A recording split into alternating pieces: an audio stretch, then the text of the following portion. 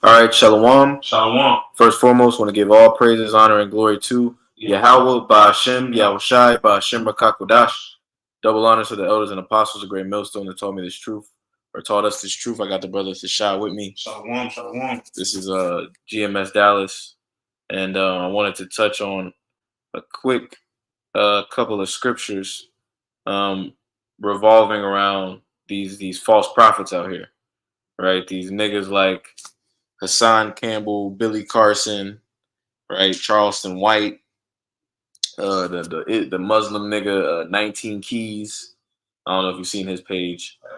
Just typical madness, typical bullshit. All these guys, bro. This goes for anybody, including niggas with fringes. All right, this goes for anybody, all right, who's not pushing the correct doctrine, the correct names, all right, the correct breakdowns of these scriptures. All right, anybody else coming up any other way, all right, let them be accursed. All right, pursuant to I believe that's Galatians the first chapter. Okay, so a matter of fact, we can start there. And if you had a precept or anything, we could do that too. Let me get this real quick. Right, because we're at the point now where a lot of these niggas finna start dropping. A lot of these niggas finna start dropping like flies through the spirit and power of Yahweh Shem Yahushua. You know, these guys are going to be made an example. You know, and a lot of these guys, the followings that they do have, all right, are going to end up biting them in the ass. All right, they're going to end up getting destroyed by their own following.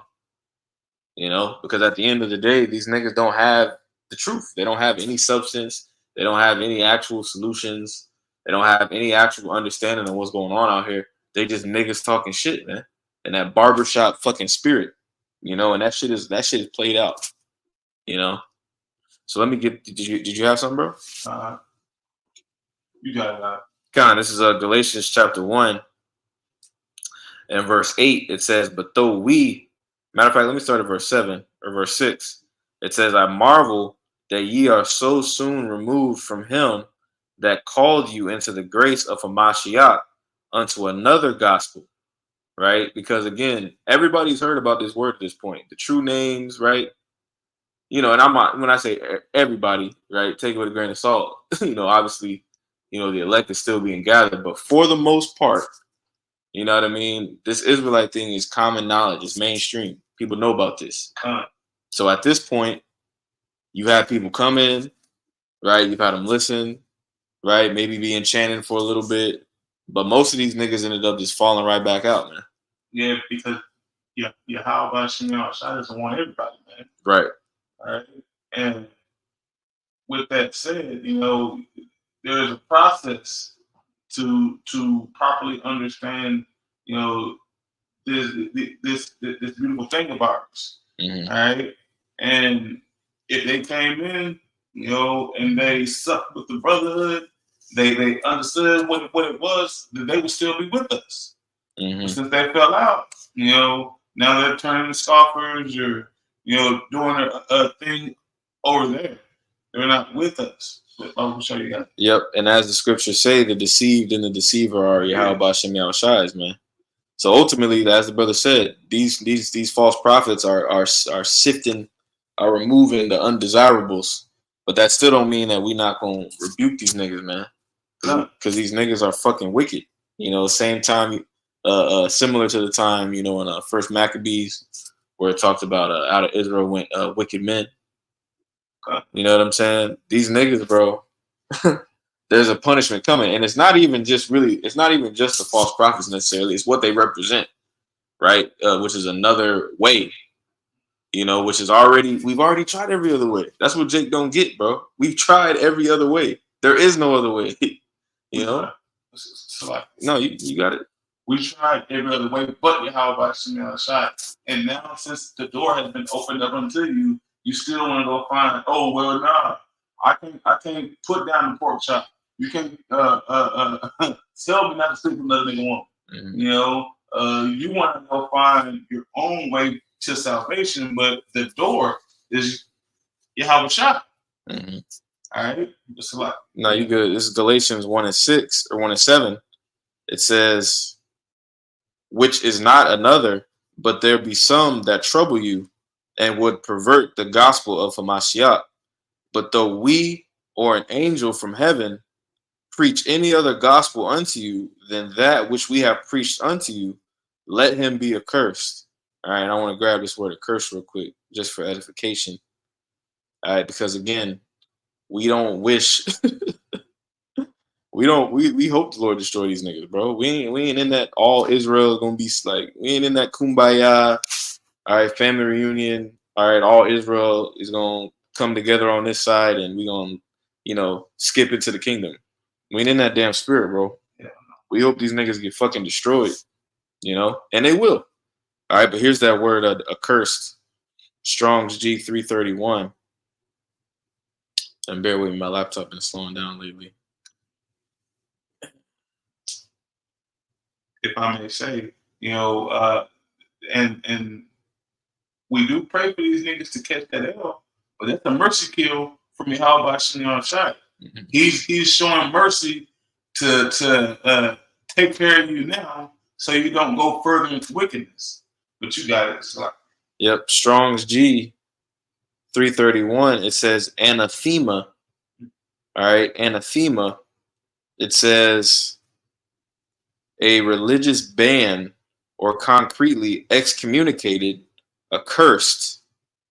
All right, it says a thing set up or laid by. Right, so this applies to not just these false prophets that I mentioned at the beginning, but this also applies to these other camps. This also applies to, IUIC, Sakari, all right? And I'm talking about the wicked, the leadership, because, there will be some elect that come out eventually that, denounce the what they're doing right now. But until then, bro, this scripture applies. And you are classified pretty much, and I'm going to say it, verbatim. You're classified as a nigga until you separate yourself from the said party that you're with, because Yahweh Shem Shai will pardon the elect, all right? Pardon, to wash away sins, all right, of the elect. But if you're going to stay in that mindset of the niggerdom that's going on there, to you, all judgment will come down upon. Yep. You got it. Bro. Nah, you good. Do you have precept or anything? I'll pull this later. Okay, kind. I got like 2 or 3 of them. That's a bit. Matthew 7:15. All right, it says, "Beware of false prophets, which come to you in sheep's clothing, but inwardly they are ravening wolves." Right, and when you watch these guys, right, like Son Campbell, like Charleston White, right, if you watch them, what you'll notice is they always seem to have some little cause, right, or motivation to why they're doing what they're doing. Like case in point, if you watch Hassan Campbell, he talks about, or he got big by exposing Africa Bambaataa. Mm-hmm. You know what I mean? Who was obviously a part of the wicked music industry that's been turning these jakes out. But that's Romans the 1st chapter. Turning these niggas out, having them doing what's unseemly, roughly paraphrasing. But that's how Hassan Campbell got big. Exposing him, and then he claimed to be some type of advocate. You know what I'm saying, for victims and things of that nature. But man, straight up, a lot of these guys are just set up. A lot of these guys are just straight up insiders. All right, they bowed the knee to Baal. All right, and they're just set up by Esau and his YouTube algorithm. That's really all it is, and they're getting paid, okay, to lead our people astray, and then for Charleston White, like we were talking about him yesterday with the brother, he's from Fort Worth, Yep, and he claimed to be his claim to fame was being a community advocate. What CIA? Right. Yeah. But yeah, if you go watch his interviews, he talks about how he worked with he's the police. He's the popo.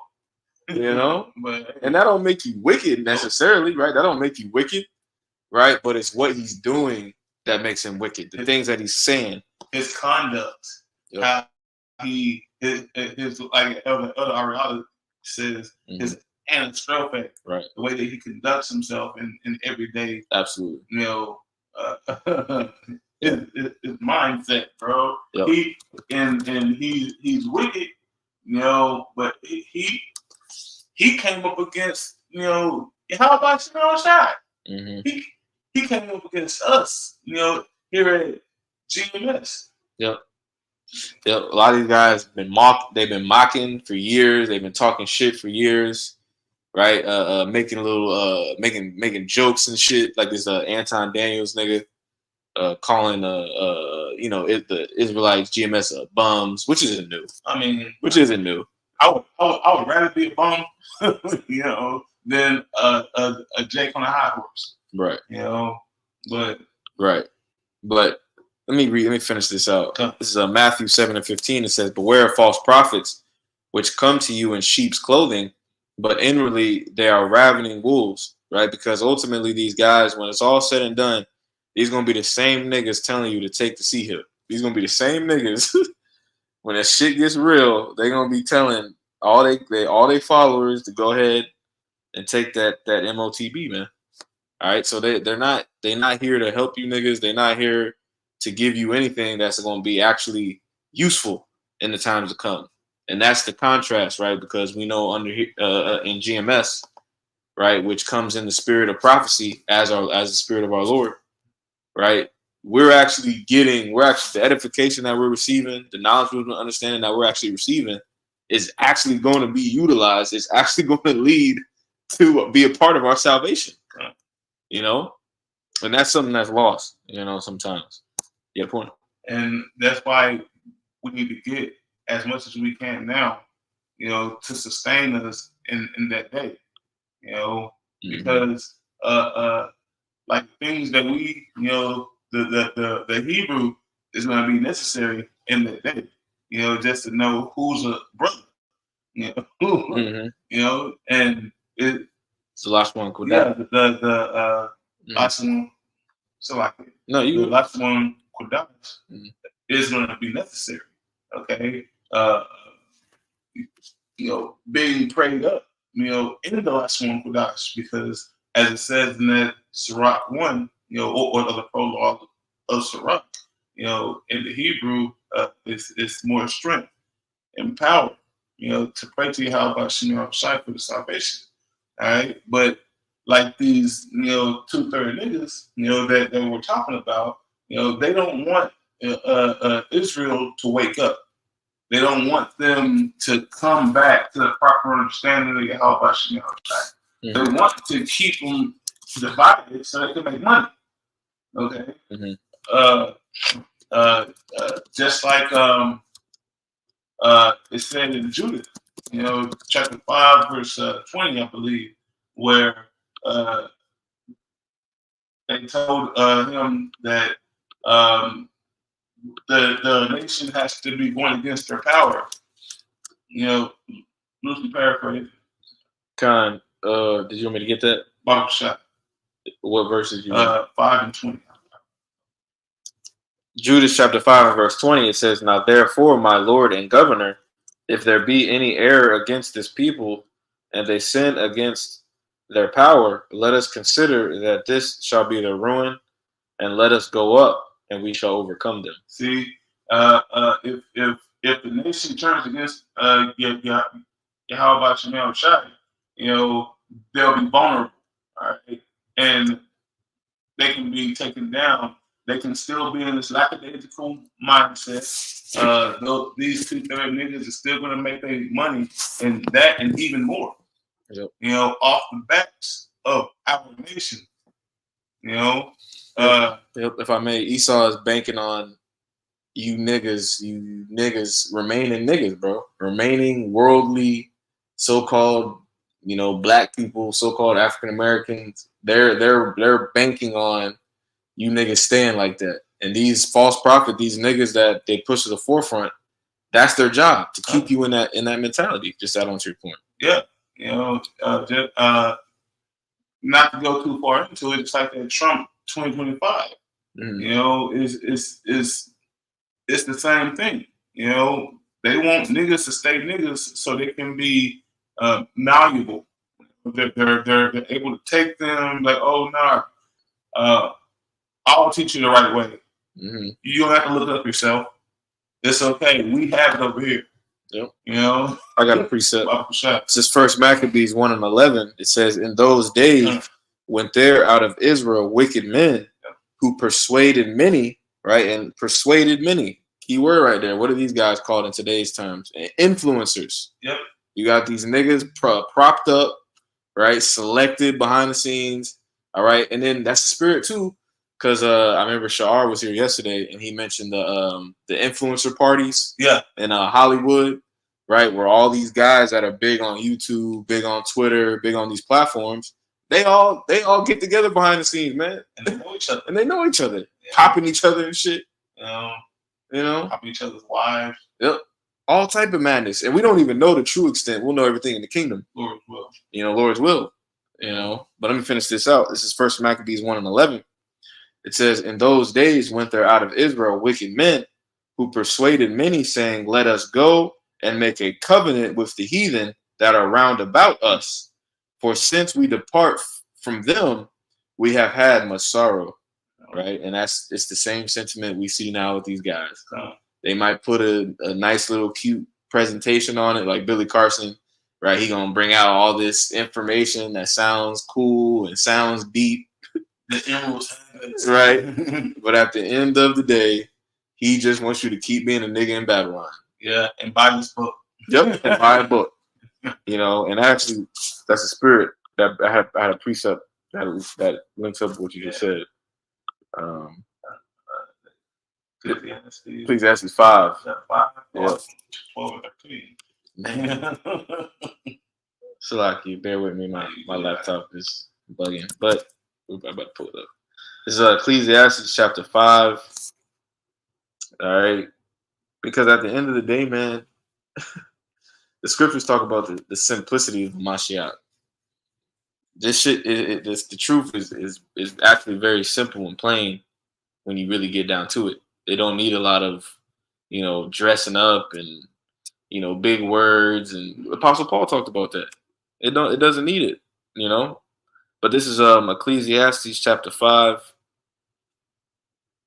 And where was that at? Verse. I wanted to read this. Ecclesiastes chapter 5 and verse 7. I don't know if the mini books thing is in here, but this is I'll find that afterwards. Ecclesiastes 5 and 7, it says, "For in the multitude of dreams and many words, there are also diverse vanities. But fear thou Yahweh B'Shem Yahushua." And that's what we're pushing. All right, we're pushing the sincerity, the sincere fear, all right, of Yahweh B'Shem Yahushua. And that's something that goes throughout all GMS. Obviously we're in the flesh. All right, the scriptures say we know in part and prophesy in part. But when it's all said and done, we are the only ones really pushing the sincere fear, all right, of Yahweh B'Shem Yahushua. All right, faith, Pull the Sirach chapter 25, verse 12.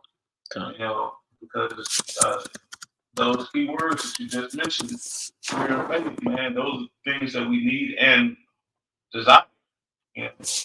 But I'll show you that. Sirach 25 and 12, it says, "The fear of the Lord is the beginning of his love, and faith is the beginning of cleaving unto him." See, the fear of Yahweh B'Shem Yahushua is the beginning of his love. So that's when he starts to sup with you.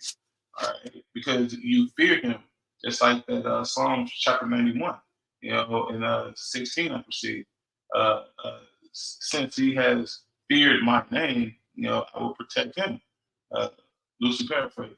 And then it went into the faith is cleaving onto the fear.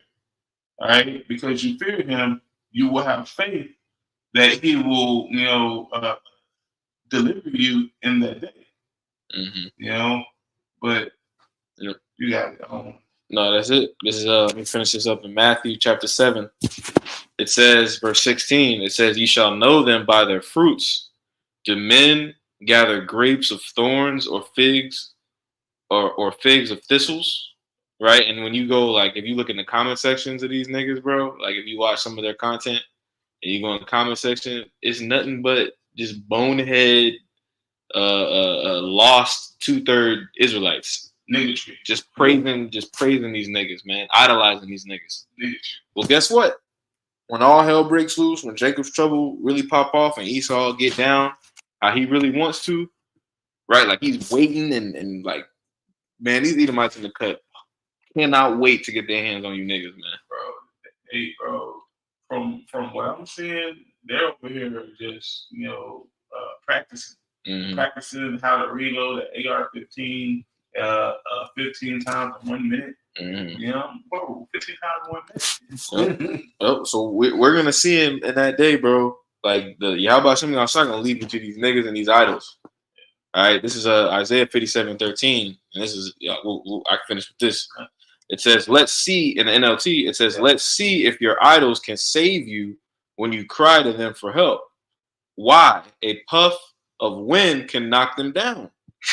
If you can't breathe, if you just breathe on them, they fall over. But whoever trusts in me will inherit the land and possess my holy mountain." Because Yahweh Hashem is a strong tower. Righteous runs into it and it's safe. He's not going to crumble like all these other philosophies and niggas. Mm-hmm. He's not going to try to turn and find somebody stronger than him.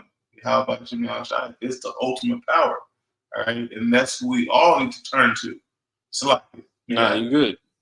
You good. The point was made. You know what I'm saying? So, Lord's willing, this was edifying. With that, I want to give all praise, honor, and glory to Yahweh, Ba'ashem, Yahushai, Ba'ashem, Makakudash. Shalom to the next lesson.